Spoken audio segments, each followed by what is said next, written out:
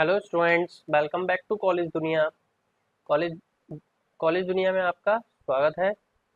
मेरा नाम अमन जैन है और हमने एक नई लेक्चर सीरीज स्टार्ट करी है।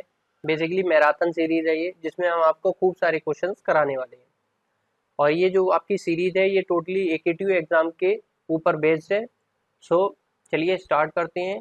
ये सिविल इंजीनियरिंग फोर्थ सेमेस्टर का सब्जेक्ट है, इंट्रोडक्शन टू सॉलिड मैकेनिक्स। आज इसका लेक्चर नंबर 2 है। तो देखिए, मैं आपको दो बातें बता देता हूँ आगे बढ़ने से पहले। पहली बात, पहली चीज़ ये है कि जिन भी बच्चों को इस कंटेंट की पीडीएफ चाहिए वो हमारा टेलीग्राम चैनल ज्वाइन कर सकता है, जिसका लिंक मैंने डिस्क्रिप्शन बॉक्स में दे दिया है। दूसरी चीज़, इसी सब्जेक्ट की तरह हम एक और सीरीज स्टार्ट करने जा रहे हैं, और वो है आपकी एचएचएम की, हाइड्रोलिक्स एंड हाइड्रोलिक मशीनरी की। ठीक है। और वो जो सीरीज होगी वो भी सेम इसी की तरह होगी, मैराथन स्टाइल में होगी, और जिसमें आपको बहुत सारे क्वेश्चंस और थ्योरी पोर्शन भी कवर कराया जाएगा, न्यूमेरिकल पोर्शन भी कवर कराया जाएगा, सभी चीजें कराई जाएंगी। ठीक है। तो चलिए अभी हम फिलहाल स्टार्ट करते हैं। वो सीरीज हम एक दो दिन में लॉन्च करने वाले हैं। तो टोटल हमारे पास 10 से 12 दिन का समय होगा, जिसमें हम आपका सिलेबस कंप्लीट करा देंगे। एक यूनिट में हम जनरली 2 से 3 लेक्चर देंगे आपको, ठीक है, पर डे। तो हम उसको जल्दी से जल्दी खत्म कराने की कोशिश करेंगे, और हम पूरी कोशिश करेंगे कि आपके एग्जाम से पहले ये हमारी क्वेश्चन सीरीज खत्म हो जाए। ठीक है। तो चलिए स्टार्ट करते हैं। देखिए, ये जो आपकी क्वेश्चन सीरीज है ना, इसमें हमने जो कंटेंट बताया था, ये कंटेंट में हमने यूनिट 1 में ये सारा कंटेंट यूनिट 1 से लेके 6 तक हमने लेक्चर नंबर 1 में डिस्कस कर लिया था, जिसपे हमने कुछ क्वेश्चन भी प्रैक्टिस करे थे। आज हम 6 पॉइंट से लेके 10 पॉइंट तक मूव ऑन करेंगे, और आज मैं आपके लिए ढेर सारे क्वेश्चंस लेकर आया हूँ, बहुत सारे क्वेश्चंस भी कराऊंगा। और मुझे पूरी उम्मीद है कि इससे बाहर इस तरीके के ही क्वेश्चन आपके पेपर में आएंगे, इससे बाहर कुछ नहीं आने वाला है। ठीक है। चलिए, दूसरी चीज पहले देखिए, अब मैं कंटेंट क्या क्या होगा आज के लेक्चर में। तो देखिए, ये हमने ई जी एंड के बीच में जो इलास्टिक कांस्टेंट है, इनके बीच में रिलेशन देख लिया था। एक तो क्वेश्चन बेटा हम इस टॉपिक के बेस पर करेंगे, क्योंकि ये क्वेश्चन आए हुए हैं प्रीवियस ईयर में। दूसरा, हम एलोंगेशन से एक क्वेश्चन करेंगे, एलोंगेशन ऑफ बार का, है ना। एक क्वेश्चन हम बेटा यहाँ से डिस्कस करने वाले हैं। फिर एक क्वेश्चन बेटा हम टेम्परेचर स्ट्रेस या थर्मल स्ट्रेसेस से डिस्कस करने वाले हैं। तो टोटली इस तरीके से हमारे पास 3 क्वेश्चन तो यही हो गए। उसके बाद हम आपको स्ट्रेस स्ट्रेन कर्व, जो हमने लास्ट लेक्चर में एक्सप्लेन नहीं किया था, वो करेंगे। और फिर प्रॉपर्टीज ऑफ मटेरियल, जैसे डक्टिलिटी, ब्रिटलनेस, प्लास्टिसिटी, इलास्टिसिटी, ये सारी चीजें डिस्कस करेंगे। और in the last strain energy and resilience को हम डिस्कस करेंगे। तो चलिए विदाउट वेस्टिंग आवर टाइम, चलिए स्टार्ट करते हैं हम अपनी सीरीज को। और आज का सबसे पहला क्वेश्चन होगा, जो कि बेस्ड होगा आपका इलास्टिक कांस्टेंट के रिलेशनशिप पे। देखिए, ये आपके इलास्टिक कांस्टेंट थे।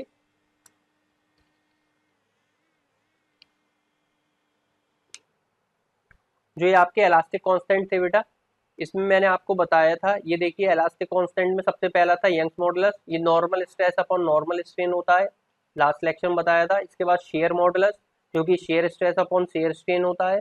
और फिर बल्क मॉडुलस होता है, जो कि stress divided by volumetric strain होता है। तो ये 3 चीजें हमने आपको लास्ट में बता दिया था। फिर इनके बीच में रिलेशन बताई थी। आपको ये रिलेशन कैसे भी करके बाई हुक और बाई क्रुक आपको याद करने पड़ेंगी, क्योंकि इसके बिना आपका काम नहीं चलने वाला। आप जो न्यूमेरिकल करेंगे वो इसके बिना नहीं हो पाएंगे। तो ये तीनों रिलेशन आपको याद करने पड़ेंगी। पहली रिलेशन जो है Young's modulus of bulk modulus में है। दूसरी relation Young's modulus of shear modulus में है। और तीसरी रिलेशन बेटा जो है वो तीनों में है, यंग्स मॉडुलस, बल्क मॉडुलस और शेयर मॉडुलस। ठीक है। तो E equals to 3 K 1 minus 2 mu, दूसरी equals to 2g 1 plus mu, और equals to 9 G K upon G plus 3 K. यहाँ पर mu is the Poisson ratio. ठीक है। तो ये सब मैंने आपको बता दिया था। ये यहाँ पर लेगी लिखा हुआ भी है, modulus of elasticity E, modulus of rigidity G, bulk modulus K, और पॉइजन रेशियो म्यू। ठीक है। तो चलिए अब ये रिलेशन को ही इस्तेमाल करके देखिए, एक न्यूमेरिकल है जो मैंने बहुत अच्छा डिजाइन मतलब लेकर आया हूँ, वो आप देखिए। और मुझे पूरी उम्मीद है कि इसको स्टार मार्क कर लीजिए। ये क्वेश्चन आपको पेपर में इस साल देखने को मिल भी सकता है। ठीक है। तो चलिए अब देखिए, इस क्वेश्चन को अगर आप ध्यान से देखें तो इसमें क्या बोल रहा है, एक बार है जिसका डायमीटर 30 mm है। ठीक है। इस बार का डाया है 30 mm, और इसकी जो लेंथ है, गेज लेंथ है, वो आपको गिवन है 300 mm। और इस पे एक जो लोड लग रहा है वो है टेंसाइल लोड लग रहा है 54 किलो न्यूटन का। कितने किलो न्यूटन का? 54 किलो न्यूटन का। अब जब आप ये बार है और इस बार पर आपने लोड लगाया है ना, ये इस तरीके से आपकी बार थी और इस बार पर आपने टेंसाइल लोड लगाया है, क्योंकि टेंसाइल नेचर बेटा ऑलरेडी मेंशन है, तो टेंसाइल लोड बाहर की तरफ खींचेगा इस बार को। तो इस टेंसाइल लोड की वजह से क्या होगा, इस टेंसाइल लोड की वजह से आपकी बार की लेंथ जो होगी वो इंक्रीज कर जाएगी। अगर इसकी लेंथ अभी इनिशियली 300 mm है, ठीक है, तो होगा क्या, ये इसकी लेंथ इंक्रीज कर जाएगी और डाया कुछ इसका डिक्रीज कर जाएगा, है ना, इस तरीके से होगा ये, कुछ इस तरीके से, है ना। तो जब ये इसका डाया कम हो गया दिख रहा है आपको और लेंथ बढ़ गई, लेंथ बढ़ गई और डाया कम हो गया, तो सर इसमें क्या हुआ ये देखिए, ये डेल एल लेंथ बढ़ गई सर हमारी, और जो इसका डाया कुछ इनिशियली ऐसा होगा वो कुछ कम हो गया, है ना। ये रफली मैं मतलब आपको दिखा दे रहा हूँ, ठीक है। डाया कुछ इस तरीके से था, अब जो डाया इसका पहले इस तरीके से था, बड़ा वाला डाया बाहर वाला, ठीक है, और डाया सर हमारा कम हो जाएगा और लेंथ बढ़ेगी, क्योंकि मटेरियल तो उतना ही है, तो डाया सर हमारा कम हो जाएगा, ठीक है, ये डी डैश मान लिया हमने। चलिए, अब हमें सर ये भी गिवन है कि जब लोड अप्लाई करा है तो उसके बाद एक्सटेंशन ऑफ बार कितना हुआ है, तो 0 पॉइंट, तो ये क्या हो गया बेटा, ये हो गया डेल एल, क्या हो गया ये del L, change in the length, ठीक है। और जो लोड लग रहा है वो किस डायरेक्शन लग रहा है, एक्स एक्सिस में लग रहा है, मतलब लेंथ की डायरेक्शन में लग रहा है। और सर डेल डी क्या है, सर जो डेल डी है वो चेंज इन डायमीटर है, और डायमीटर हमारा श्रिंक हुआ हुआ, तो 0.00366 mm, ठीक है। तो चलिए, अब वो सबसे पहले आपसे क्या पूछ रहा है, कैलकुलेट करिए नंबर 1 पे पॉइजन रेशियो। तो पॉइजन रेशियो जब आप कैलकुलेट करेंगे तो आप मुझे बताइए पॉइजन रेशियो होता क्या है। तो सर पॉइजन रेशियो होता है lateral strain divided by longitudinal strain, lateral strain divided by longitudinal strain, ये भी मैंने आपको लास्ट लेक्चर में बताया था।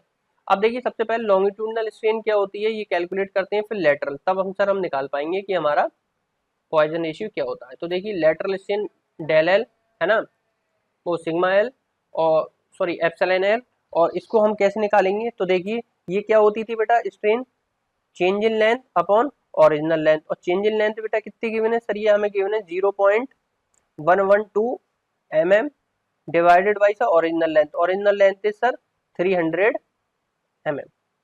तो यहाँ से एक आप वैल्यू निकालेंगे।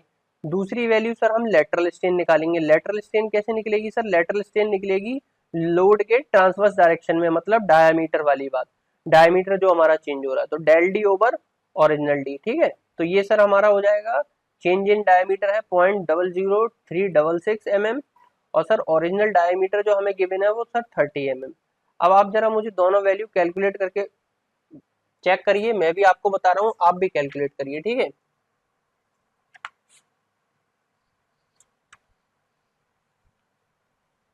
तो देखिए, लीनियर स्ट्रेन जो हमारा लॉन्गिट्यूडनल स्ट्रेन आ रहा है वो तो सर आ रहा है 3.73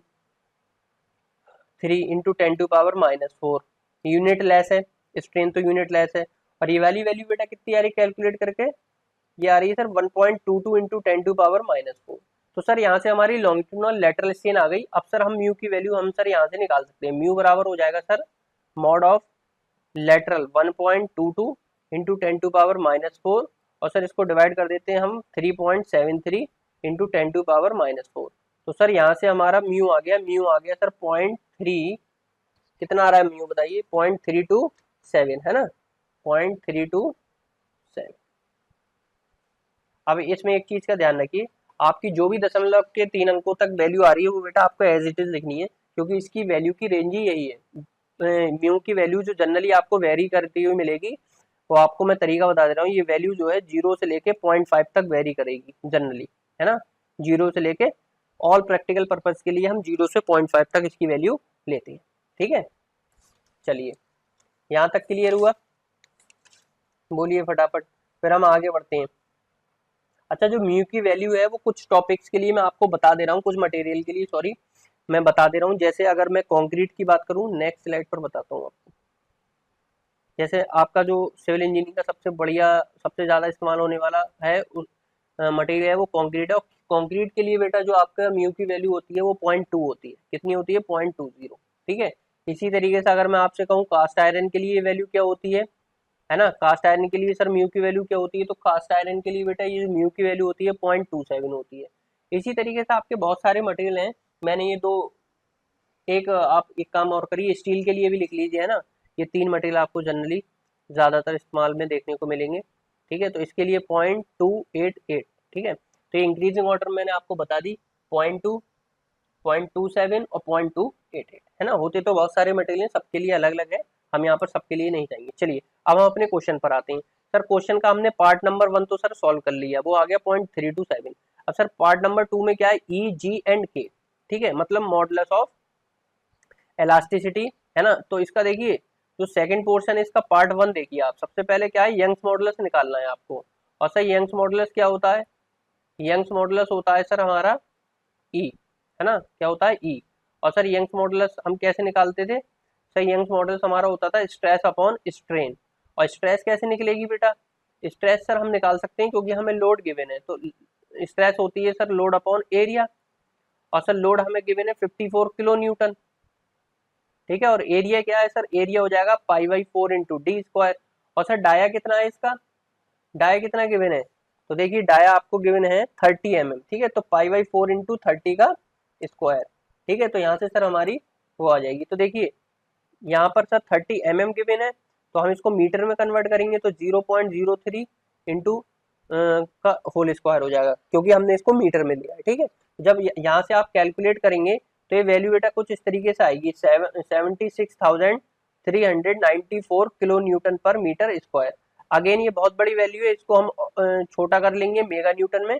तो सर इसको 10⁻³ से डिवाइड कर दें हम, तो सर ये हमारी वैल्यू आ जाएगी मेगा न्यूटन में। तो ये हो जाएगी सर 76.39 मेगा न्यूटन पर मीटर स्क्वायर। ठीक है, क्लियर है यहाँ तक। क्योंकि आपको पता है बेटा सारी यूनिट्स, मैंने आपको बताया था कि 1 किलो न्यूटन में बेटा 10⁻³ न्यूटन, और 1 मेगा न्यूटन में बेटा 10⁻6 न्यूटन, और 10⁻³ किलो न्यूटन।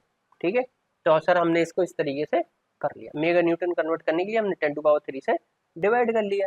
चलिए स्ट्रेस आ गया। सर स्ट्रेन क्या होगी, स्ट्रेन बेटा वही होगी आपकी change in length upon original length. तो वो तो आप क्योंकि इसमें नॉर्मल लेते हैं सर, वो तो हम ऑलरेडी निकाल चुके हैं।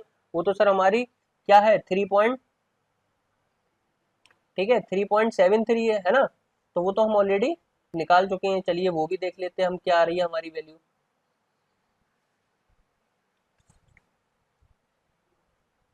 देखिए तो वो वैल्यू सर हमारी आई थी 3.73 इंटू 10⁻⁻⁴।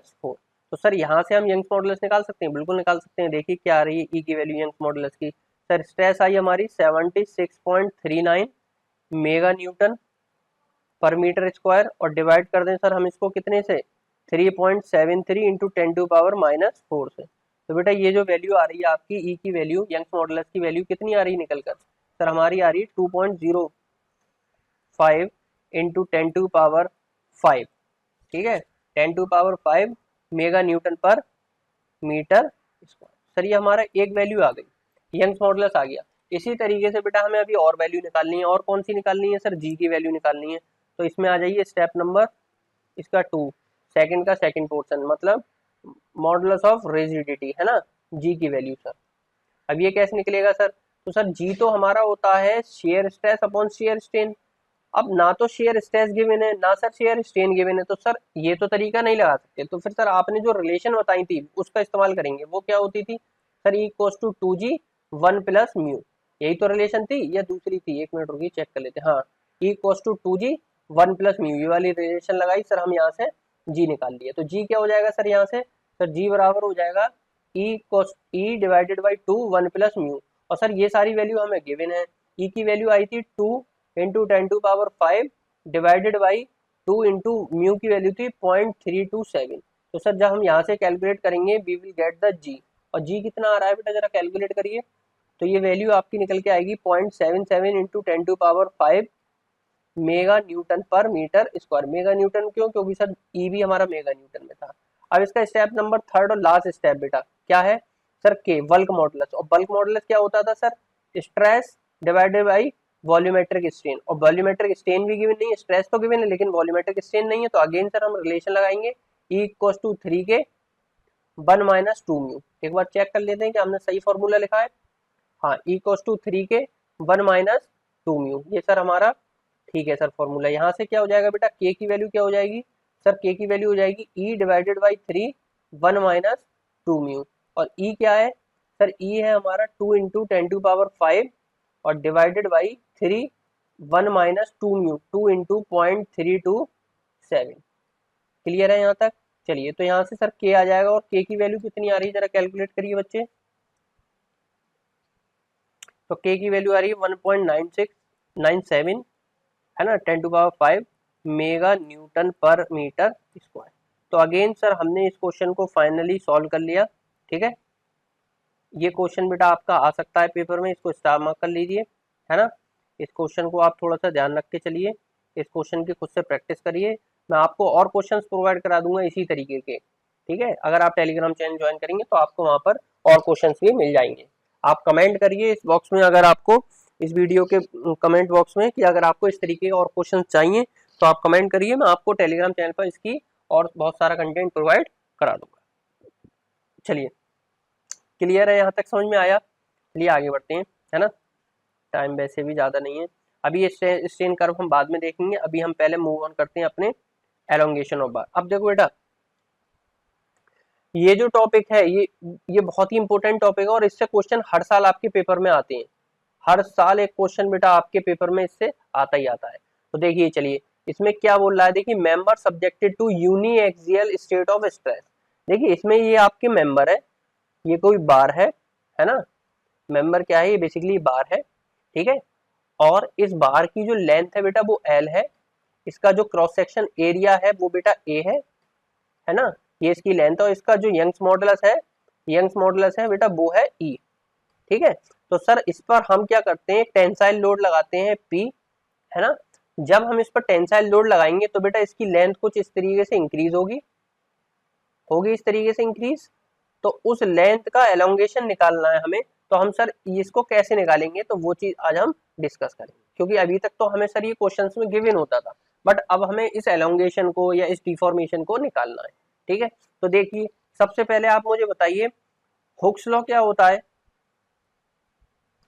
हुक्स लॉ क्या होता है, मैंने आपको पहले बताया था।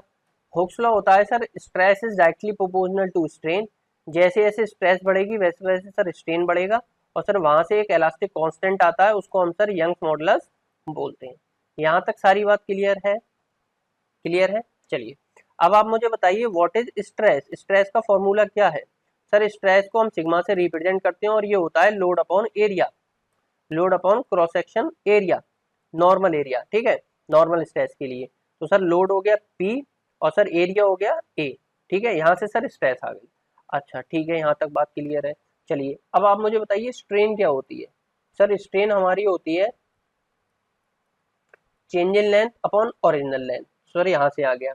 अब इस वाली इक्वेशन में ये सारी वैल्यूज रख दीजिए, तो बताइए E बराबर क्या आ गया बेटा, सर ये आ गया P अपॉन A, स्ट्रेस की वैल्यू आ गई सर ये तो। ठीक है, इनटू सर ये हो गया डेल एल अपॉन एल, इसका एल ऊपर चला जाएगा, तो सर ये मेरे पास फॉर्मूला आया P है ना L over A into del L. अब हमें निकालना क्या है सर, डेल एल हमें फाइंड आउट करना है, तो डेल एल हम उस साइड ले जाएंगे।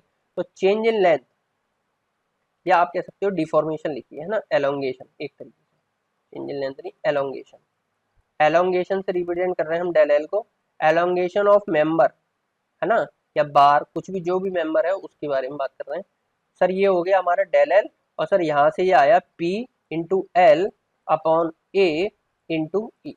बताइए यहाँ से सर आपको समझ में आया ये एलोंगेशन ऑफ बार कैसे निकालेंगे, बताइए यहाँ से समझ में आया। सबसे पहले मैंने हुक्स लॉ लगाया, स्ट्रेस का फॉर्मूला लगाया, लोड अपॉन एरिया करा, स्ट्रेन आपको पता है change in length upon original length वो लगाया, स्ट्रेस और स्ट्रेन की वैल्यू हुक्स लॉ वाले फॉर्मूले में इक्वेशन नंबर इसको आप 1 मान लीजिए है ना, इसमें रख दी और जो हमें रख कर आया, तो सर ये हमारा एलोंगेशन का फॉर्मूला आ गया। अब बेटा ये तो जो एलोंगेशन था ये सिंपल आपकी एक बार के लिए था है ना, किसके लिए था, सिंपल एक बार के लिए था। अब सपोज करिए आपकी एक बार नहीं है, एक बार में ही कई सारे सेक्शंस हैं, फिर आप क्या करोगे, फिर आप कैसे निकालोगे है ना, तो वहां पर भी प्रॉब्लम आएगी। तो अब हम देखते हैं एक ऐसी बार जिसमें कई सारे सेक्शंस हैं, उसका अगर हमें कैसे निकालेंगे, क्योंकि आपके जो पेपर में आया है ना बेटा वो एलोंगेशन का तो आया है, लेकिन ऐसी बार के लिए आया है जिसका डायमीटर चेंज हो रहा है लगातार, जिसका एरिया लगातार चेंज हो रहा है। तो सर हम उसी टाइप के क्वेश्चन को ही सॉल्व करेंगे, ये सिंपल वाले क्वेश्चन जनरली आपको देखने को नहीं मिलेंगे। और दूसरी बात ये भी है कि जब आप ये क्वेश्चन वो एलोंगेशन ऑफ डिफरेंट सेक्शन बार के कर लोगे तो ये तो क्वेश्चन आप खुद से सॉल्व कर ही लोगे। ठीक है, तो चलिए देखते हैं अब हम। देखिए, अब देखिए ये जो elongation of bar having different section, ये आपको दिख रहा है यहाँ पर, elongation of bar having different section, मतलब ये बार तो है लेकिन इसके सेक्शंस अलग अलग हैं। इस पर भी हमने क्या लगाया है, पी लोड ही लगाया है, और पी लोड लगाने के बाद सर इसमें भी हमारा क्या हो रहा होगा, सर इसमें भी हमारा एलोंगेशन हो रहा होगा। तो सपोज करिए ये जो बार है, इन तीनों का जो सेक्शन है इसकी लेंथ अलग अलग है, इसकी लेंथ L1 है बेटा, इसकी लेंथ L2 है बेटा, और इसकी लेंथ जो है वो L3 है, मतलब तीनों सेक्शन की लेंथ अलग है। अब लेंथ अलग है और यहाँ पर डाया भी अलग है बेटा, यहाँ पर जो डाया है वो है बेटा φ1 यहाँ से यहाँ तक, ठीक है, यहाँ पर जो डाया है वो सर हमारा φ2 है, और यहाँ से यहाँ तक जो डाया है वो सर हमारा φ3 है। यहाँ तक बात समझ में आ गई। तीन डाया अलग अलग हैं, एक ही बार के तीन सेक्शन हैं, तीनों की लेंथ अलग है और तीनों का सर एरिया अलग है। अच्छा, क्या चीज कॉमन है, सर इसका जो यंग्स मॉडुलस है ई, वो सर तीनों बार का सेम है। उसका रीजन ये है क्योंकि मटेरियल सेम है, मटेरियल सेम होगा तो यंग्स मॉडुलस सेम होगा, क्योंकि वो मटेरियल की प्रॉपर्टी है, वो डिपेंड नहीं करती डायमेंशन पर। ठीक है, दूसरी चीज, इन तीनों का एरिया अलग है, एक का एरिया A1 है फर्स्ट सेक्शन का, दूसरे सेक्शन का A2 है और तीसरे सेक्शन का A3। ठीक है, इस पर लोड लग रहा है, लेंथ है सर L1, L2 और L3। यहाँ तक बात समझ में आ गई। अब सर इस कंपोजिट बार पर जो हम लोड लगाएंगे, मतलब एक बार पर इसके अलग अलग डिफरेंट सेक्शन है, सर जब हम इस पर लोड लगाएंगे तो इन तीनों का सर जो डिफ्लेक्शन होगा, सॉरी जो एलोंगेशन होगा वो बेटा क्या होगा, अलग अलग होगा। तो लेट सपोज पहले वाले सेक्शन का सर हमने मान लिया डेल एल 1, दूसरे वाले का सर हमने मान लिया, इसको पहला सेक्शन मान लो, इसको दूसरा सेक्शन मान लो, इसको तीसरा मान लो, है ना। हम लेफ्ट हैंड से स्टार्ट करें, del L 1 elongation of first, है ना, डेल एल 2 और सर डेल एल 3। अब आप मुझे बताओ, अगर मैं आपसे कहूँ डिफ्लेक्शन क्या होगा, तो सर अभी हमने पीछे फॉर्मूला देखा था पी एल ओवर ए, है ना, पी एल ओवर ए, ये आप याद कर लीजिए। तो P तो सर सेम है, L क्या है सर L1, A क्या है सर A1 और E सर हमारा सेम है, तो P और E तो सेम है। इसी तरीके से डेल टू क्या होगा, सर डेल टू भी P L2 upon A2 E हो जाएगा, और सर ऐसे ही डेल थ्री हो जाएगा P L3 upon A3 into E, क्योंकि sir P and E are same, are same. Clear है, तो यहां तक सर हमें बात क्लियर है। अब सर इसका टोटल डिफ्लेक्शन जो होगा वो कैसे निकालेंगे हम, ठीक है, तो क्या निकालेंगे, total deflection of bar, total deflection कह सकते हो, एलोंगेशन कह सकते हो, है ना, टोटल एलोंगेशन बोलो, ठीक है, total elongation of bar having different section, उसको हम डेल एल बोल रहे हैं। और सर ये देखिए कैसे निकलेगा, आप देखिए अलग अलग तो पता है सर, इनका कंपोजिट इफेक्ट क्या आएगा, तो उसके लिए पहले हमें एक थ्योरम पढ़नी पड़ेगी, जो थ्योरम कहलाती है प्रिंसिपल ऑफ सुपरपोजिशन थ्योरम। क्या कहलाता है, प्रिंसिपल, सॉरी थ्योरम नहीं, आप इसको प्रिंसिपल मानिए। तो एक प्रिंसिपल क्या है सर, ये प्रिंसिपल ऑफ सुपरपोजिशन है, और इसमें क्या लिखा है देखिए, principle of superposition states that when there are number of loads are acting on together on the elastic material, the resultant strain will be sum of individual strain caused by each load acting separately। वो ये बोल रहा है कि अगर आपको किसी भी बार पर कंपोजिट, आपको उसका वो निकालना है, स्ट्रेन निकालना है, तो वो क्या होगा, सारी इंडिविजुअल सेक्शंस का जो स्ट्रेन होगा उन सबका सम होगा। जैसे देखिए दो चीज समझिए, वो ये बोलना चाह रहा है कि अगर पहली चीज तो मटेरियल आपका इलास्टिक होना चाहिए, दूसरी चीज अगर आपकी बार है और उसके डिफरेंट डिफरेंट सेक्शन है और उस पर लोड लग रहा है, तो उसका जो एल्जेब्रिक सम होगा, है ना, वही आपका क्या होगा, टोटल डिफ्लेक्शन होगा। तो एल्जेब्रिक सम क्या हो जाएगा, सारे सेक्शन का डेल L1 डेल L2 और डेल L3। ठीक है, तो बेसिकली प्रिंसिपल ऑफ सुपरपोजिशन क्या कहता है, प्रिंसिपल ऑफ सुपरपोजिशन ये कहता है कि अगर आपका कोई इलास्टिक मटेरियल है और उस पर लोड लग रहा है, लेकिन उसके अगर सेक्शन अलग अलग है, सेक्शन अलग का मतलब एरिया अलग है, लेंथ अलग है, तो जो इंडिविजुअल सेक्शन का जो डिफ्लेक्शन होगा उन सबका एल्जेब्रिक सम ही आपका टोटल डिफ्लेक्शन या टोटल एलोंगेशन देगा उस मेंबर का। क्लियर है, लेकिन यहाँ पर एक नोट ये ध्यान रखिए कि ये तभी वैलिड है, ये उसी सेक्शन के लिए, उसी चीज के लिए वैलिड है जिसमें आपका स्ट्रेस वर्सेस लोड का जो रिलेशन है वो लीनियर हो। लीनियर। अब ये क्या होता है सर, देखिए स्ट्रेस अगर लीनियर है लोड की पावर 1 है तब तो सर ये फंक्शन वैलिड होगा। कहीं पर भी अगर लोड की पावर 1 से ज्यादा हो गई वहां पर लीनियर फंक्शन नहीं रहेगा। जैसे कि एग्जांपल के तौर पे एनर्जी का रिलेशन, एनर्जी का जो रिलेशन है वहां पर लोड की पावर 2 आती है तो वहां पर ये लीनियर फंक्शन नहीं होगा, तभी यहाँ पर चेंज हो जाएगा, वहां पर प्रिंसिपल ऑफ सुपरपोजिशन वर्क नहीं करेगा। ठीक है, तो सर लीनियर फंक्शन के लिए हमारी प्रिंसिपल ऑफ सुपरपोजिशन वैलिड है। और सर इस वाले केस में देखिए हमारी जो फंक्शन है वो लीनियर है क्योंकि पी की पावर 1 है, सब जगह आप चेक कर सकते हो। तो पी की पावर 1 है इसका मतलब सर हमारा लीनियर फंक्शन है ना, तो हम यहाँ पर लगा सकते हैं। तो यहाँ पर टोटल एलोंगेशन क्या हो जाएगा, del L1 del L2 plus del L3। अब जितने भी सेक्शन होंगे सबका सम कर दोगे आप, तो जो टोटल डिफ्लेक्शन हो जाएगा सर यहाँ पर अगर हम P कॉमन ले लें और E कॉमन ले लें क्योंकि बाकी सब तो सर बाकी सब अलग है, ये सेम थे। ठीक है, तो L1 upon A1 plus L2 upon A2 plus L3 upon A3। अगर और सेक्शन होंगे तो उनके लिए और अलग। तो ये सर हमारा टोटल एलोंगेशन का फॉर्मूला हो गया। अब चलिए इसके बेस पर हम एक न्यूमेरिकल करते हैं। ठीक है, समझ में आ गया।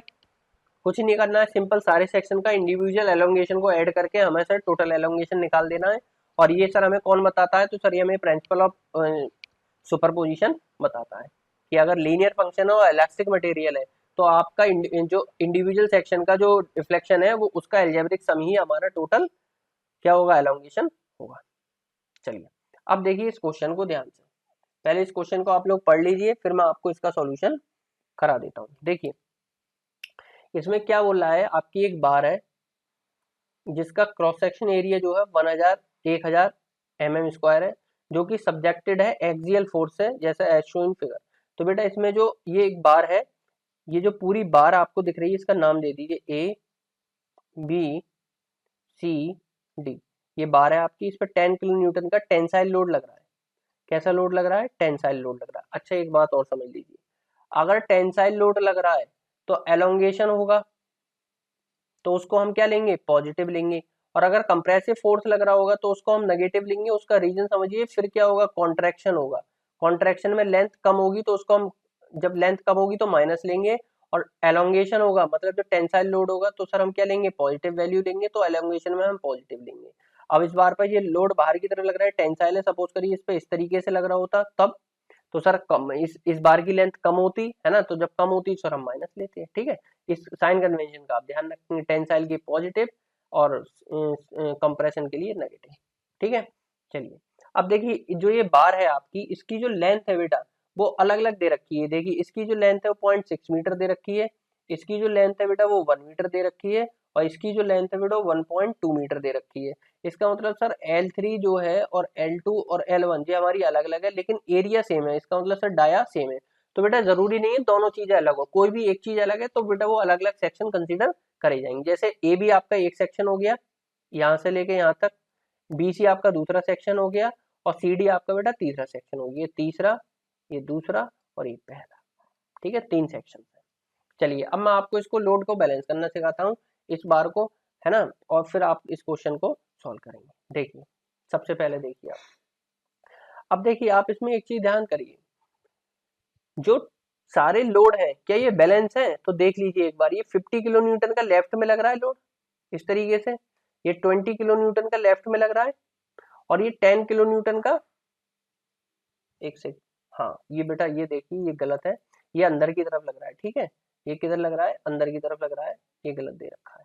ठीक है डायग्राम में, तो ये 10 किलो न्यूटन का भी बेटा लेफ्ट में लग रहा है, तो टोटल लेफ्ट में लगने वाला लोड कितना हो गया, 50 प्लस 20 प्लस 10 मतलब 80 हो गया जो लेफ्ट में लग रहा है। तो सर राइट में लगने वाला कितना है, सर राइट में भी लगने वाला 80 है। तो सर इससे ये प्रूव होता है कि ये जो आपकी मेंबर है, ये बार है, वो बैलेंस है। ठीक है, लोड के हिसाब से ये बैलेंस है, राइट वर्ड और लेफ्ट वर्ड दोनों क्या है, बराबर है। चलिए अब हम क्वेश्चन को आगे सॉल्व करते हैं। देखिए सबसे पहला तरीका आप समझिए, इसको बैलेंस करेंगे कैसे, है ना। देखिए इसमें सर जो तीनों सेक्शन है, इसमें हमें जो सेक्शन हमेशा सर कंसीडर करना है वो जस्ट आफ्टर द सेक्शन करना है या जस्ट बिफोर द आपका लोड करना है। जैसे इसमें देखिए आपका 80 किलो न्यूटन का लोड कहाँ लग रहा है, सर बी सेक्शन पे लग रहा है। इस बी सेक्शन से जस्ट पहले बहुत पास में सर हम एक सेक्शन कट करेंगे। क्या करेंगे, एक सेक्शन सर हम कट करेंगे, इसको मान लिया हमने x, और यहाँ पर सर जो देखिए ये जो दूरी है यहाँ से 20 है सर, ये बहुत नेग्लेजिबल है, मतलब हमने जस्ट बी पर ही करा, जस्ट बिल्कुल जस्ट बी से पहले। तो इसकी जो लेंथ है सर वो हम 0.6 ही लेंगे। और सर ये सेक्शन कुछ इस तरीके से निकल कर आएगा, देखिए आप ध्यान से थोड़ा सा, है ना, एक मिनट रुकिए।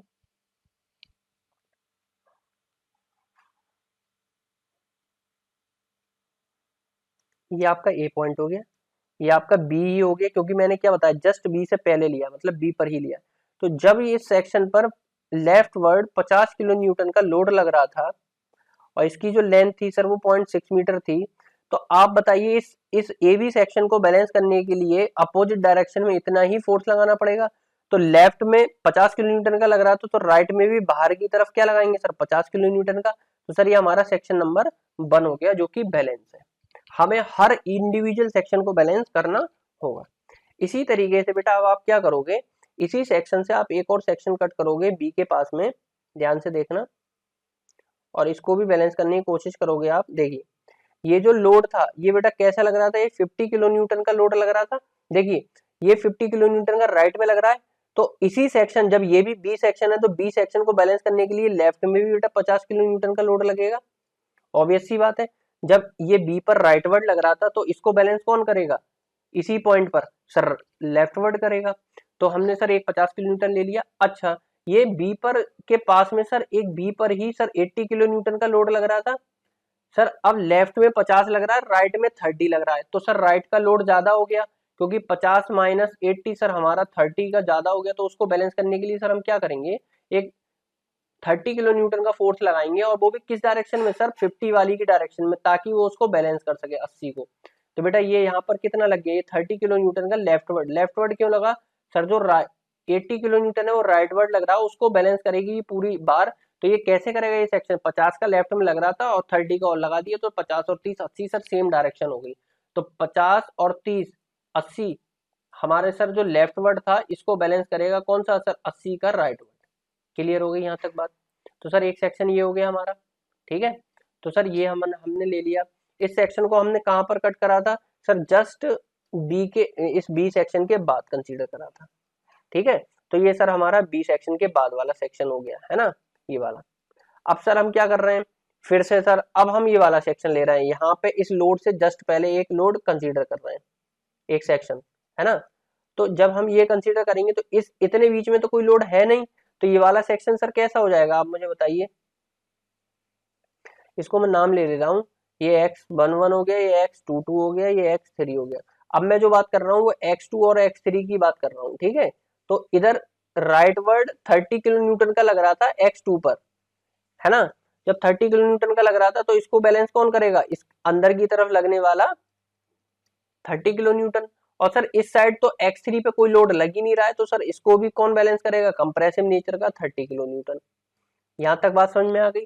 देखो हमेशा हर सेक्शन बैलेंस स्थिति में होगा, कोई भी सेक्शन आप ले लो, अगर राइट से अंदर की तरफ 30 किलो न्यूटन लग रहा है तो लेफ्ट से भी सर अंदर की तरफ 30 किलो न्यूटन लगे, तभी तो वो हर सेक्शन बैलेंस होगा। तो इसी तरीके से अब आप देखिए, ये आपने जो x3 सेक्शन लिया है और ये 20 किलो न्यूटन का सी पर लग रहा है, तो इसके जस्ट बाद एक सेक्शन और ले लीजिए। सेक्शन लेने का तरीका मैंने आपको क्या बताया, जस्ट लोड से पहले और जस्ट लोड के बाद। तो सर बेटा ये वाला जो हम बनाएंगे, ये देखो, देखो ये आपका x3 हो गया, ये आपका x4 हो गया। अब आप देखो यहाँ पर 20 किलो न्यूटन का ये लोड लग रहा है, और बाहर कितने का लग रहा है सर, 30 का अंदर की तरफ लग रहा था। तो सर इसके अपोजिट हम एक बाहर की तरफ क्या लगाएंगे, 30 किलो न्यूटन का लोड लगाएंगे। अब आप बताओ, ये 30 का राइटवर्ड साइड लग रहा है, 20 का लेफ्टवर्ड साइड लग रहा है, तो अब इसको बैलेंस करने के लिए क्या कंडीशन बनेगी सर, 30 में से 20 घटा दें तो सर 10 बचा, और 10 किस तरफ लगेगा, कम वाले की तरफ। कम कौन सा है सर, 20। तो 20 की डायरेक्शन में ही सेम हम सर 10 किलो न्यूटन का लोड लगा देंगे।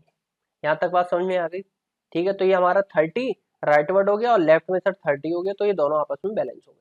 अब बेटा ये x4 था, इसी की तरह हमने एक सेक्शन और जस्ट लोड से पहले कंसीडर करा x5, और सर ये हमारा जो सेक्शन निकल कर आया, ये आया सर, इसके बीच में तो कोई लोड लग ही नहीं रहा है, तो सर ये 10 का अंदर की तरफ लग रहा था, तो सर हम इस साइड भी 10 का लगा देंगे, और सर ये भी हम 10 का लगा देंगे इस साइड से। और वो तो सर लग ही रहा है, देखिए ये तो क्वेश्चन में ही गिवन है। इस सेक्शन को कट भी ना करो तब भी कोई दिक्कत नहीं है, इसको तो कट ना भी करो तब भी कोई दिक्कत नहीं, क्योंकि सर ये हमारा ऑलरेडी बैलेंस हो गया है। तो देखिए 10 किलो न्यूटन, ये जो आपका x4 है और ये d पॉइंट है, इनके बीच में दिख रहा है। और ये सर कैसा है, अंदर है, कंप्रेसिव है, तो नेगेटिव लेंगे। और कौन सा है सर, ये सेक्शन 2 वाला भी हम नेगेटिव लेंगे क्योंकि ये कंप्रेसिव है, अंदर की तरफ है सर। लेकिन जो हमारा फर्स्ट वाला ये हम पॉजिटिव लेंगे क्योंकि ये टेंसाइल है। कैसा है ये सर, टेंसाइल है। ठीक है, अब सर हमें कौन कौन से सेक्शन कंसीडर कर रहे हैं, एक तो सर ये वाला करना है, दूसरा सर ये वाला करना है, और तीसरा ये वाला करना है। ये वाले सेक्शन हमें कंसीडर नहीं करने, क्योंकि ये हमने बैलेंस करने के लिए देखे हैं। हम हमेशा वो सेक्शन लेंगे, आप अगर आप जनरली समझना चाहो तो आप वो सेक्शन लेंगे जिनके बीच में कोई लोड नहीं लग रहा है। ठीक है, तो यहाँ पर सर कोई लोड नहीं है बीच में, यहाँ पर भी कोई लोड नहीं है बीच में, और सर इसमें भी नहीं है। तो पहला सेक्शन, दूसरा सेक्शन, और सर तीसरा सेक्शन। अब सर 3 सेक्शन होगा जिसमें 2 कंप्रेसिव है, अंदर की तरफ है, और एक टेंसाइल है जो बाहर की तरफ है। तो चलिए अब हम इनका टोटल एलोंगेशन निकालते हैं। तो देखिए एलोंगेशन कैसे निकलेगा, जो टोटल हमारा एलोंगेशन होगा,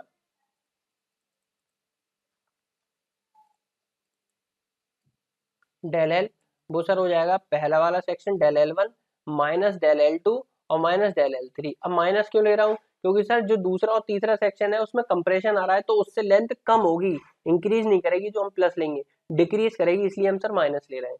लेकिन पहला वाला सेक्शन सर हमारा पॉजिटिव था क्योंकि टेंसाइल था। तो सर डेल L1, अभी डेल L1 क्या हो जाएगा, P इंटू L1 अपॉन ए, है ना। ए सर सेम है और ई तो सेम होगा ही, प्लस दूसरा हो जाएगा P इंटू L2 इंटू ए, है ना। ये P1 है, ये P2 है ना, और ये AE है, plus sir P3 into L3 upon AE। अब सर हम यहाँ से क्या कर रहे हैं, AE को कॉमन ले रहे हैं। तो सर हमारे पास अंदर क्या बचा, P1 L1 plus P2 L2, minus आएगा बेटा पहली चीज। तो यहाँ पर क्यों माइनस आएगा उसका रीजन बता दिया मैंने आपको, कंप्रेसिव है। और यहाँ पर P3 L3, है ना। तो जब आप इसको कैलकुलेट करेंगे तो देखते हैं एक एक वैल्यू रखे, है ना। ए की वैल्यू कितनी है सर, ए की वैल्यू 1000 mm है ना। चलिए ये रखते हैं हम 1000 mm, और इलास्टिसिटी की है 100 गीगा न्यूटन, है ना। तो 1/10⁻³ 1000 को लिख रहा हूँ। और सर हमारा जो यंग्स मॉडुलस है वो कितना है सर, 100 गीगा न्यूटन है बेटा। अब ये क्या है, गीगा न्यूटन। तो गीगा न्यूटन को न्यूटन बदलने के लिए 10⁻³ कितने से मल्टीप्लाई करोगे, 9 से। तो ये सर हमारा क्या हो जाएगा, 100 इंटू 10⁻⁹, है ना। एक सेकेंड, 100 इंटू 10⁻⁹ क्यों हो जाएगा, आपको बताया था, अभी बताऊंगा, दोबारा दिखाऊंगा। और सर ये हमारा 1000 mm दे रखा है, इसको सर अगर हम मीटर में बदलेंगे, है ना। तो एक मिनट होगी, मैं इसको मीटर में सारी यूनिट्स हम बेटा मीटर में लेके चलेंगे। तो ये 10⁻³ mm है, और mm स्क्वायर है, तो इसको मीटर में बदलेंगे 10⁻6 से मल्टीप्लाई करेंगे। और सर ये हमारा गीगा न्यूटन में है, तो गीगा न्यूटन 100 है, तो उसको 10⁻9 से मल्टीप्लाई करेंगे ताकि वो न्यूटन में बन जाए, गीगा हट जाए, है ना। और सारी यूनिट हम मीटर में लेके चलेंगे, किस में लेके चलेंगे, मीटर में। ठीक है, तो देखिए इसको समझिए, 1 mm स्क्वायर में 10⁻⁻6 मीटर स्क्वायर होते हैं, तो हमने यहाँ पर 10⁻6 से मल्टीप्लाई कर लिया, ठीक है। चलिए, और दूसरा देखिए, ये -6 है बेटा, है ना, इस चीज का ध्यान रखना, 10⁻⁻6। और सर हमारा 1 गीगा न्यूटन में 10�9 न्यूटन होते हैं, तो हमने सर वहां पर 10�9 से कर लिया। अब चलिए लोड बताइए कितना आया, पहले सेक्शन के लिए लोड कितना है सर, पहले सेक्शन के लिए लोड है सर 50 किलो न्यूटन। कितना है, 50 किलो न्यूटन। तो सर 50 इंटू 10⁻³ न्यूटन में कन्वर्ट कर लिया। L1 कितना है सर, L1 है 0.6 मीटर, ये आ गया। सर P2 कितना है, P2 है सर हमारा दूसरे सेक्शन का 30 किलो न्यूटन, ठीक है। तो 30 किलो न्यूटन है, तो 30 into 10⁻³ into L1, sir L2 है हमारा 1, कितना है 1 मीटर, ये आ गया। और सर फिर तीसरा क्या है, तीसरा है सर हमारा 10 किलो न्यूटन, ठीक है। तो ये हो गया 10 इंटू 10⁻³ और इंटू लेंथ है सर 1.2 मीटर। तो सर हमने सारी यूनिट मीटर में ले ली, यहाँ से सर हमने 10⁻³ कॉमन ले लिया, और कॉमन लेके बाहर कट कर दिया इसके साथ सर हमने, ठीक है। और यहाँ पर सर ये हमारा 9 और 2 11 और ये 10⁻⁻5 था, ठीक है। तो यहाँ पर 10⁻5 बचेगा नीचे, ठीक है। और जब आप इसको सॉल्व करेंगे 5 छक्का 30, 30, ये हो जाएगा 30, और ये हो जाएगा माइनस का 12, है ना। और 30 से सर 30 कैंसिल हो जाएगा, तो ये बचा मेरा, कितना आया, ये मीटर में आया 12 इंटू 10⁻⁻5 मीटर। अगेन इसको mm में कन्वर्ट कर लो, 10⁻³ से मल्टीप्लाई कर दो, तो हो जाएगा 0.012 mm। ये आपका टोटल एलोंगेशन आ गया इस बार का। अब यहाँ तक किसी को कोई दिक्कत हुई हो तो आप मुझे बताओ, मैं एक बार आपको रिपीट कर देता हूँ।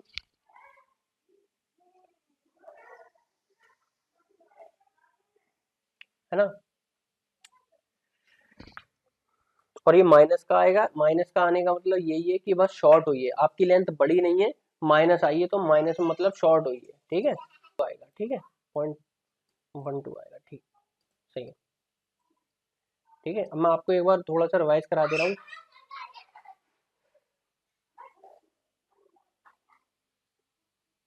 आपको मैं थोड़ा रिवाइज करा देता हूँ कि इस सेक्शन से पहले देखिए, जहां पर भी लोड है उससे जस्ट पहले और उसके जस्ट बाद आपको सेक्शन कट करनी है। फिर आपको वो सेक्शन लेने हैं जिनके बीच में कोई लोड नहीं लग रहा है। दूसरा, जो सेक्शन आपने ये वाले सेक्शन है उनको आपको नेग्लेक्ट करना है। ठीक है, ये वाले सेक्शन आपको कंसीडर नहीं करने हैं जिनमें बीच में लोड लग रहा है।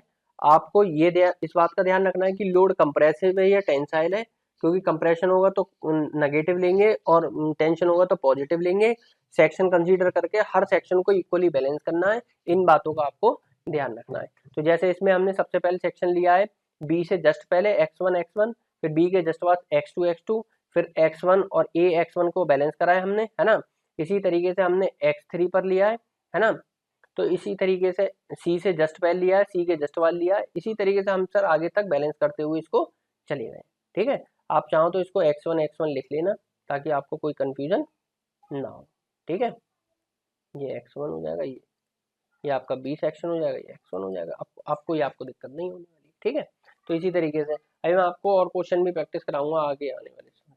ठीक है, चलिए अब देखिए, ये ये वाला क्वेश्चन होने के बाद मैं आपको बताऊंगा, सबसे पहले मैं आपको बताना चाहूंगा कुछ प्रॉपर्टी है ना, प्रॉपर्टी है आपके मटेरियल की, वो आपको समझनी होंगी। ठीक है, सबसे पहले मैं इलास्टिसिटी की बात करता हूँ। इलास्टिसिटी क्या होती है? Property of material by virtue of which it can regain its shape after removal of external load. देखिए, आपने रबड़ देखी है, रबड़ को आप इस तरीके से खींचते थे आप, और खींच के दोस्त के हाथ पर मारते थे। तो कैसे मारते थे? जैसे ही आप लोड खींचना बंद करते थे, लोड लगाना बंद करते थे, वो अपनी ओरिजिनल शेप में आ जाती थी और उसको जाके तड़ाक सीना लगती थी। तो वही प्रॉपर्टी इलास्टिसिटी कहलाती है। जब हम किसी चीज पर लोड लगाते हैं और लोड लगाकर उसकी शेप चेंज होती है, जैसे ही हम उसको छोड़ देते हैं, लोड रिमूव करते हैं, वैसे ही वो अपनी ओरिजिनल शेप और साइज में रीगेन हो जाती है। तो ये प्रॉपर्टी आपकी इलास्टिसिटी कहलाती है। क्या कहलाती है? इलास्टिसिटी कहलाती है। अब सेकंड प्रॉपर्टी बेटा प्लास्टिसिटी। प्लास्टिसिटी क्या है? आपने लोड लगाया लगाया तो वो एक लिमिट तक तो बेटा वापस आएगी रबड़, लेकिन अगर आपने ज्यादा लोड लगा दिया तो उसमें परमानेंट डिफॉर्मेशन हो जाएंगे, मतलब अब वो अपनी ओरिजिनल शेप और साइज में वापस नहीं आएगी। तो ये प्रॉपर्टी आपकी प्लास्टिसिटी कहलाती है। क्लियर है बात? अगर वो अपनी लोड हटाने की बात, जैसे आपने लोड लगाया फिर और लोड लगाया तो खींचते गए, जैसे आपने लोड हटाया मतलब खींचना बंद करा, वो अपनी ओरिजिनल शेप में चली गई, तो इलास्टिक इलास्टिक है वो बॉडी। अगर वो अपनी ओरिजिनल शेप, अब आपने और लोड लगाया और लोड लगाया और लोड लगाया, एक टाइम ऐसा आएगा आप इतना हैवी लोड लगा दो कि अब वो उसमें परमानेंट डिफॉर्मेशन हो जाएंगे, उसकी शेप और साइज जो है रीगेन नहीं होगा, वो अपनी ओरिजिनल पोजीशन में नहीं आएगा, परमानेंट डिफॉर्मेशन हो जाएंगे। ये प्रॉपर्टी प्लास्टिसिटी कहलाएगी। अब नेक्स्ट आता है डक्टिलिटी। ये बेटा बहुत इंपॉर्टेंट प्रॉपर्टी, इसका ध्यान रखिए आप। देखिए, ये भी एक क्या मटेरियल की प्रॉपर्टी है, by virtue of which the material can be draw into the wires. देखिए, जैसे आपने कोई बार ली और उसको खींचते गए, वो पतली होती चलेगी, पतली होती चलेगी, पतली होती चलेगी, पतली होती चली गई।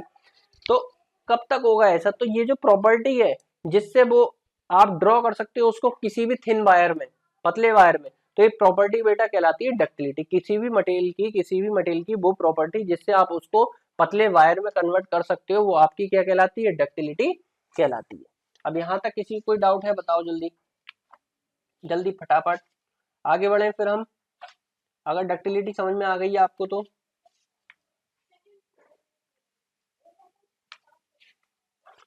क्लियर है। चलिए, डक्टिलिटी के बारे में मैं आपको बताना चाहूंगा थोड़ा सा और। ठीक है, जो डक्टिलिटी है वो गोल्ड जो है वो आपका हाईली डक्टाइल मटेरियल है। कैसा मटेरियल है? हाईली डक्टाइल मटेरियल है। और गोल्ड जो है वो बहुत ही मतलब डक्टाइल होता है, उससे आप बहुत पतला थिन वायर बना सकते हो, बहुत ही लंबा थिन वायर, 1 मीटर से आप बहुत लंबा थिन वायर आप उसका कन्वर्ट कर सकते हो। ठीक है, चलिए अब नेक्स्ट आता है आपका हार्डनेस। हार्डनेस क्या है? हार्डनेस बेटा आपकी एक प्रॉपर्टी है।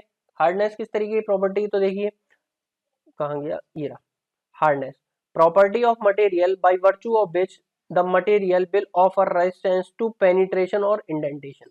देखिए आप कोई सरफेस लीजिए और आप उसको अपने नेल से, नाखून से स्क्रैच करने की कोशिश करिए, तो आप क्या देखेंगे कि वो अगर जल्दी स्क्रैच हो जा रहा है तो वो सर हार्ड नहीं है, और इजीली स्क्रैच हो जा रहा है तो वो सर हार्ड है। तो बेसिकली पेनिट्रेशन है इंडेंटेशन, ठीक है, जो आप अपने नाखून से उसको किसी चीज को स्क्रैचिंग करते हो, इंडेंट करते हो, तो अगर उसके खिलाफ वो रेजिस्टेंस दे रहा है तो वो हार्ड है, अदरवाइज नहीं दे रहा है तो वो हार्डनेस नहीं है। तो ये भी आपकी मटेरियल की प्रॉपर्टी है जो ऑफर रेजिस्टेंस करती है अगेंस्ट व्हाट, अगेंस्ट पेनिट्रेशन या इंडेंटेशन। क्लियर हो गई यहाँ तक बात, ठीक है। इसी तरीके से आपकी एक और प्रॉपर्टी होती है ब्रिटलनेस, ये यहाँ पर नहीं लिखी है, है ना, डक्टिलिटी होती है, एक ब्रिटलनेस होती है, ठीक है। ब्रिटलनेस के बारे में ही मैं आपको बता दे रहा हूँ। ब्रिटलनेस बेटा जस्ट अपोजिट है आपकी डक्टिलिटी का, लैक ऑफ डक्टिलिटी ही आपकी ब्रिटलनेस कहलाती है। क्या कहलाती है, लैक ऑफ डक्टिलिटी ही आपकी ब्रिटलनेस कहलाती है। देखिए ब्रिटलनेस का बेस्ट एग्जांपल है आपका ग्लास, ठीक है, आपका जो ग्लास होता है वो ब्रिटल मटेरियल है। ये ब्रिटलनेस जो होती है इसमें आपको मतलब एकदम से फेलियर देखने को मिलेगा, सडन फेलियर देखने को मिलेगा, इसमें आपको यील्डिंग नहीं देखने को मिलेगी। जैसे डक्टिलिटी में क्या हो रहा है, आप वायर वायर में जब कन्वर्ट कर रहे हो तो बेटा उसमें आपको क्या देखने को मिल रहा है, एलोंगेशन देखने को मिल रहा है ना, धीरे धीरे धीरे धीरे मटेरियल यील्ड हो रहा है, खिंच रहा है, यील्डिंग मतलब खिंच रहा है। ब्रिटलनेस में आपको नहीं देखने, आप जब कांच होता है, ग्लास होता है, उस पर आप शीशा मारो, वो उस पर शीशे पर कांच वो मारोगे, क्या कहते हैं, पत्थर मारोगे तो क्या होगा, वो सडनली एक साथ टूट जाएगा। क्या आपको खिंचते हुए दिखेगा क्या कांच, नहीं। तो यही तो ब्रिटलनेस है, ब्रिटलनेस है lack of ductility, no yielding या जीरो यील्डिंग, है ना, या बहुत ही कम यील्डिंग। इस तरीके के मटेरियल आपके ब्रिटलनेस में प्रॉपर्टी को शो करते हैं। तो ये आपकी बेटा प्रॉपर्टीज हो गई। ये मैंने दो दो नंबर वाले क्वेश्चन भी आपके कवर कर दिए यहाँ से, ठीक है। तो चलिए अब देख लेते हैं बेटा हमारा लास्ट टॉपिक क्या है। ये देखिए स्ट्रेस स्ट्रेन कर्व है, इसका भी ध्यान रखें थोड़ा सा। स्ट्रेस स्ट्रेन कर्व क्या होता है, ठीक है, stress strain curve for mild steel. देखिए आपने एक बार ली जो कि माइल्ड स्टील की बनी हुई है, स्टील आपकी कई तरीके की होती है ना, low carbon steel, high carbon steel, है ना, तो उसमें से एक स्टील है आपकी माइल्ड स्टील, और इस पर आपने टेंसाइल लोड लगाया। कैसा लोड लगाया, टेंसाइल लोड लगाया। और जो ये आप बार बनाई है इसके भी बहुत सारे स्पेसिफिकेशन होते हैं बेटा, आप ऐसे नहीं कर सकते कि कोई भी बार ली और ऐसी लोड लगाने लगे, तो ऐसा नहीं चलेगा। इसके भी आईएस स्पेसिफिकेशन है, ठीक है। फिलहाल अभी हम उसको नहीं पढ़ रहे हैं, टाइम नहीं है हमारे पास। तो आप इतना समझ के चलिए, माइल्ड स्टील की एक बार है जिस पर आपने क्या करा है, लोड लगाया है, ठीक है, और लोड कैसा है, टेंसाइल लोड है, और आपने इसमें यूटीएम मशीन का इस्तेमाल करा है ना, यूनिवर्सल टेस्टिंग मशीन का इस्तेमाल करा है, और उस पर एक ग्राफ पेपर ड्रॉ करा है, ग्राफ पेपर उस पर लगाया है, और वहां से ये सर हमें कर्व निकल कर आया है। तो ये स्ट्रेस स्ट्रेन कर्व है माइल्ड स्टील के लिए। अब क्या होता है देखिए, स्टार्टिंग समझिए, ये स्टार्टिंग पॉइंट है ओ, यहाँ पर कोई लोड नहीं लग रहा था, अब आपने लोड लगाना स्टार्ट करा उस बार पर, तो ये बार क्या होगा, एलोंगेशन होना स्टार्ट होगा। एलोंगेशन होगा तो सर जैसे जैसे आपने लोड लगाओगे वैसे वैसे स्ट्रेस आएगी, और सर वैसी वैसे स्ट्रेन आएगी। तो ये देखो आप, जो ए पॉइंट है यहाँ तक सर स्ट्रेट लाइन आ रही है हमारी, लोड वर्सेस वो सॉरी स्ट्रेस वर्सेस स्ट्रेन में सर कैसी लाइन आ रही है, स्ट्रेट लाइन आ रही है। तो सर ये यहाँ तक जो है, ये ए पॉइंट तक सर जो है हुक्स लॉ वैलिड है। क्या वैलिड है, हुक्स लॉ वैलिड है। क्यों वैलिड है, क्योंकि जैसे जैसे स्ट्रेन बढ़ेगी सर वैसे वैसे सर स्ट्रेस बढ़ेगी। इसमें क्या होगा, जैसे जैसे स्ट्रेन बढ़ेगी सर वैसे वैसे स्ट्रेस बढ़ेगी। कब तक, ए पॉइंट तक। कहाँ तक बढ़ेगी, ए पॉइंट तक। इस पॉइंट को बेटा आप, ये जो ए पॉइंट है इसको आप, मैं यहाँ लिख देता हूँ, इस पॉइंट को आप बोलते हो प्रोपोर्शनैलिटी लिमिट। क्या बोलते हो आप, प्रोपोर्शनल लिमिट।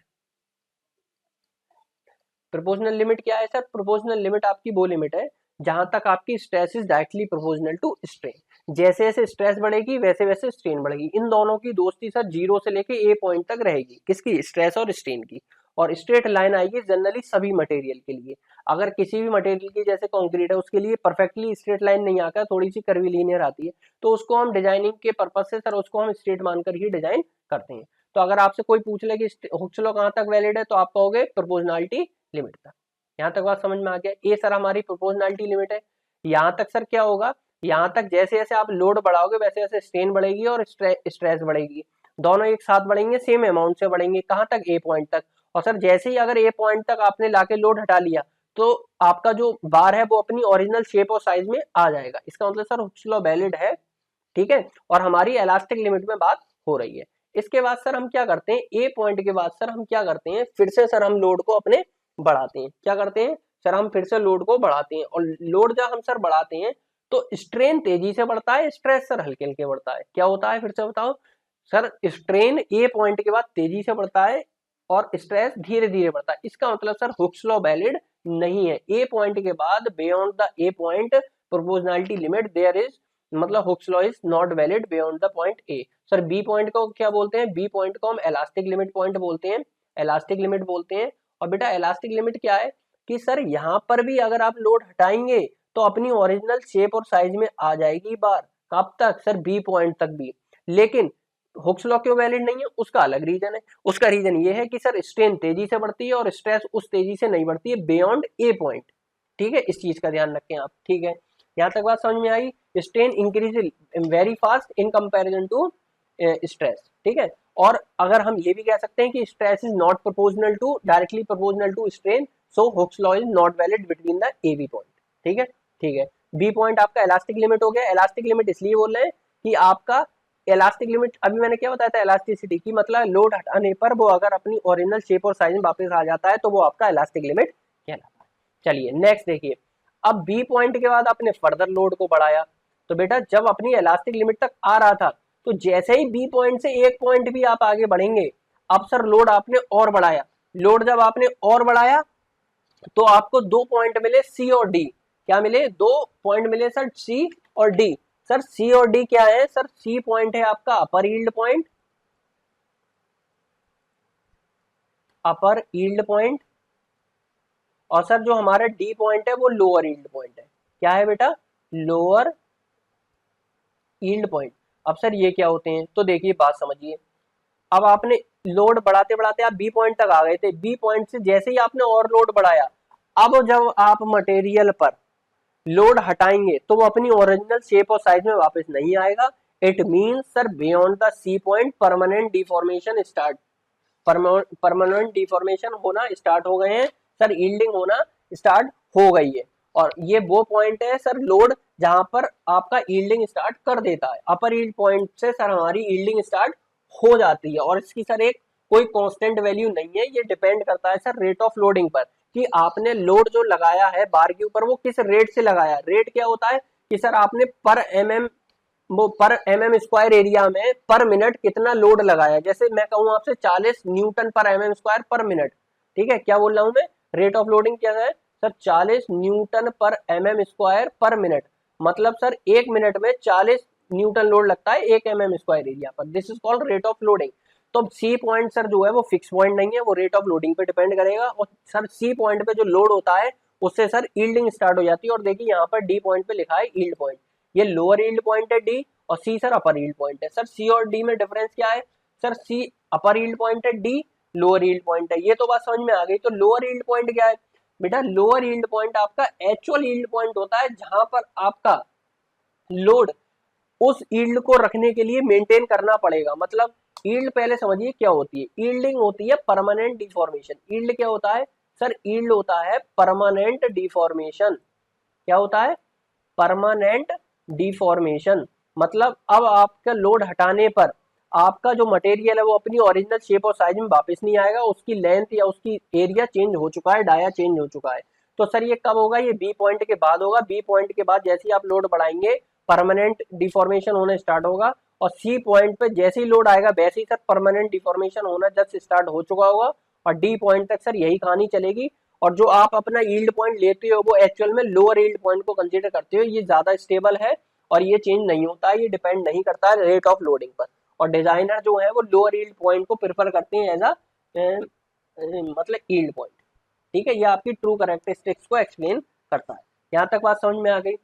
और मैं आपको एक चीज और बता देता हूँ, जो लोअर यील्ड पॉइंट और अपर यील्ड पॉइंट है इनमें जो डिफरेंस आता है उसके पीछे एक रीजन होता है, उसको हम बोलते हैं क्वार्टरल इफेक्ट। क्या बोलते हैं बेटा? क्वार्टरल इफेक्ट, है ना, क्वार्टरल एटमॉस्फेरिक इफेक्ट, है ना। ये एक रीजन होता है, इसका बस आप नाम ध्यान रखिए कि अपर यील्ड पॉइंट और लोअर यील्ड पॉइंट आता है क्वार्टरल एटमॉस्फेरिक इफेक्ट की वजह से। ठीक है, चलिए यहाँ तक बात समझ में आ गई। बताइए, अब सर हमारी बार में परमानेंट डिफॉर्मेशन स्टार्ट हो चुकी है, मतलब लेंथ बढ़ना स्टार्ट हो चुकी है अगर टेंसाइल लोड है तो। और सर अब हम फर्दर लोड को इंक्रीज करेंगे या नहीं करेंगे, है ना, ये सारी चीजें हैं। अब देखिए डी पॉइंट तक आप आ गए। ठीक है, कहां पर आ गए आप? डी पॉइंट तक आ गए। और डी पॉइंट पर बेटा क्या हुआ, यील्ड प्लेट्यू रीजन स्टार्ट हो जाता है, ठीक है। अब आप क्या कर रहे हो, डी पॉइंट था आपका, ये क्या था, डी पॉइंट आपका था लोअर यील्ड पॉइंट, ठीक है। लोअर यील्ड पॉइंट तक यहाँ तक समझ में आ गया। जो बी से डी का रीजन है ये लोअर यील्ड जो यील्ड प्लेट्यू रीजन है। अब डी पॉइंट के बाद क्या होगा, फिर से आपका लोड आप जब बढ़ाओगे तो स्ट्रेन बढ़ेगी। क्या होगा, डी पॉइंट के बाद स्ट्रेन हार्डनिंग रीजन आएगा, और वो रीजन कहाँ तक जाएगा, डी से लेके ई पॉइंट तक जो आपका रीजन होगा ये स्ट्रेन हार्डनिंग रीजन होगा। इसमें स्ट्रेन बहुत तेजी से बढ़ेगी इन कंपेरिजन टू स्ट्रेस, ठीक है, स्ट्रेन हार्डनिंग रीजन। क्लियर होगी बात। तो डी पॉइंट के बाद आप जब फिर से लोड बढ़ाओगे तो क्या होगा सर, ई पॉइंट तक सफिशिएंट डिफॉर्मेशन आ जाएंगे इस मटेरियल में। कहां तक, ई पॉइंट तक, ये रहा आपका ई पॉइंट। और इस ई पॉइंट तक आपके बहुत ज्यादा डिफॉर्मेशन देखने को मिलेंगे। इसके बाद अगर आपने लोड फिर से बढ़ाया, ठीक है, तो लोड जो आपका कर्व है वो फिर से क्या होगा, ऊपर की तरफ मूव करेगा। देखिए इस तरीके से ऊपर की तरफ मूव करेगा, ठीक है, कर रहा है। तो इस चीज को ध्यान रखिए थोड़ा सा,